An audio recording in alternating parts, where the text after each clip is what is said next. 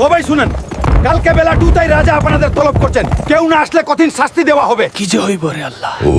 কি বিপদে পড়লাম রে। হালকা বাবা, তুই কিন্তু ওই রাজার রাজ্যে যাবি না, কসম দে। ওরা অনেক ভয়ানক। মা, না গেলে আরো বিপদ হবে, আমাদের যেতে হবে। বই পেও না, আমি আছি। সবাই সাবধান তো। রাজা চন্দ্রবর্মা এখনই উপস্থিত হবেন। রাজা চন্দ্রবর্মা, গ্রামের সবাই এইখানে উপস্থিত আছে। আমি রাজা চন্দ্রবর্মা, আমি তোমাদের মধ্যে 10 জন শক্তিশালী মানুষ থেকে একজনকে একটা ভয়ানক কাজের জন্য পাঠাবো। হালকা বাবা, তুই যাইস না, ওরা অনেক খারাপ। আমার মাকে আমার সামনে শরীরে হাত দেস, সাহস কত বড়! রাজা চন্দ্রবর্মা, আমার মাকে ছেড়ে দিন, নাইলে সব ধ্বংস হয়ে যাবে। আমি শক্তিশালী মানুষ পেয়ে গেছি হালকা।